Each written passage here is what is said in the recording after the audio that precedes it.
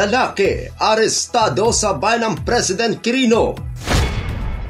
Lapit 5,000 benepisyaryo ng tupad nakatanggap ng sahod sa lungsod ng Tacurong at bayan ng Isulan. At Tacurong talo sa panimbang sa semifinal game sa 3rd Dato Pax Ali Kalimudan Basketball Tournament.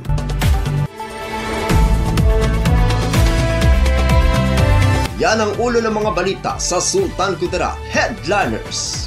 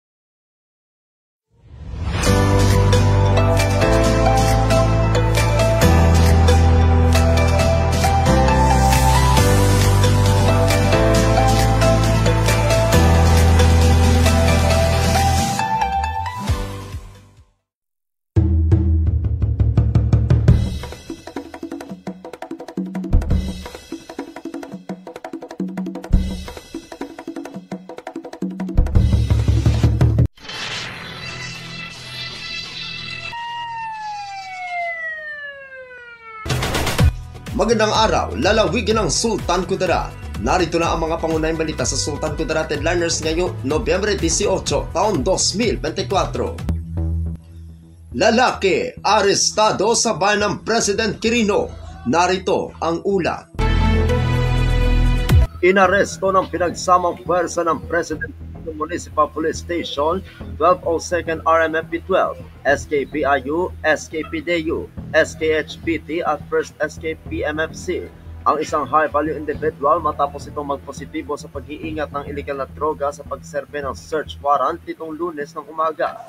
Ika-18 ng Nobyembre taong kasalukuyan sa Purok Pagkakaisa, Barangay Tual, bayan ng President Quirino, lalawigan ng Sultan Kudarat. Batay sa ulat ng PNP, isinilbi ng mga pulis ang search warrant na nagmula sa 12 Judicial Region Branch 20 sa lungsod ng Tacurong na may petsang ika-14 ng Nobyembre taong kasalukuyan laban kay alias Balo. 42 taong gulang, isang balo at naninirahan sa nabanggit na lugar. Sa nasabing operasyon ay nakasamsam ang mga pulis ng nasa 5.2 grams ng pinaghihinalaang shabu na may standard drug price na aabot sa 35,360 piso. Naisumite na sa tanggapan ng Sultan Kudarat PFU sa bayan ng Isulan ang nakumpiskang shabu habang ang suspect ay nakadetain sa himpilan ng President Quirino Municipal Police Station at nahaharap sa kasong paglabag sa Section 11 and 12 ng Article 2 of Republic Act No. 9165. Ako ang inyong kaibigang Apolinario na de Valencia para sa Sultan Kudarat Headliners.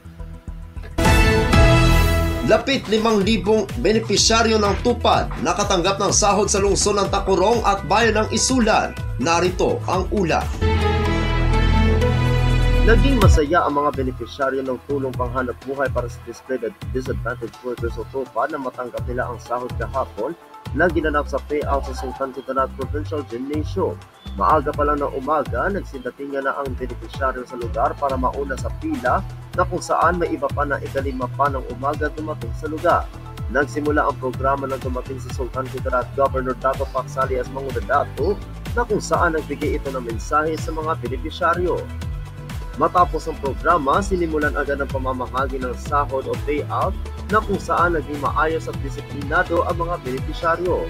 Sa talaan, nasa 3,450 ang benepisyaryo mula sa lungsod ng Tacurong at 1,488 naman ang mula sa bayan ng Isulan na bawat benepisyaryo ay nakatanggap ng 4,030 pesos na sahod. Pinangunahan ni Governor Mangunadato ang pinuno ng lungsod ng Tacurong at bayan ng Isulan. Tumalo sa pamamahagi si City Councilor Ralenta Posares Bernardo, Honorable Jose Lim V, Honorable Harvey Legas, Honorable Bernardino Umadhay Jr., Honorable Geraldine Collado at Honorable Nestor Casador. Nagpakita rin ng suporta sina Punong Barangay Rafi Lacson ng Barangay Calayan, negosyante na si James Ryan Rafael at konsultan ni Mayor Joseph George Elechoncito MDDPA na si Atch Icana Abe. At nandoon din sa aktibidad ang ilang kasapi ng Sangguniang Bayan ng Isulan na bahagi ng Team Kapamilya Isulan. Ako ang inyong kaibigang Apolinario Terdy Valencia para sa Sultan Kudarat Headliners.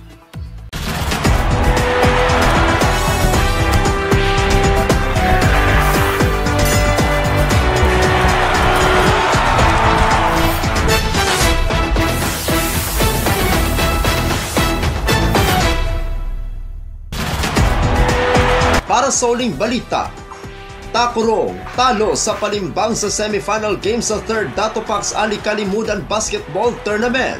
Narito ang ulat.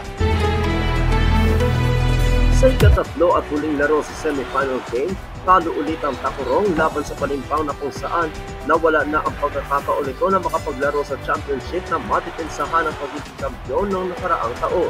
Sa unang quarter pa lamang, lumamang pa ang Takurong pero pagdating sa ikadalawang quarter, dito na nagsimula ang palamang ng Palimbang sa punto 60-45. 85-68 naman sa ikatatlong quarter at huling quarter, dito na tinampakan ng Palimbang ang Takurong sa puntos na 111-88. Sa semifinal game, ang Takurong ay walang naitalang panalo, habang ang Palimbang ay may 2 panalo at 1 talo.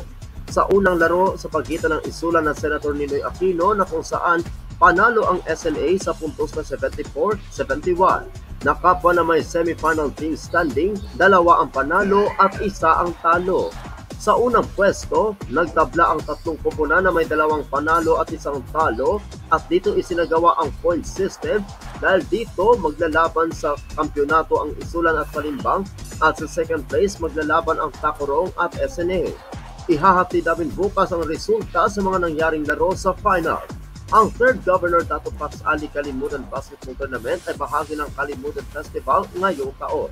Ako ang inyong kaibigang Apolinario Terdy Valencia para sa Sultan Kudarat Headliners.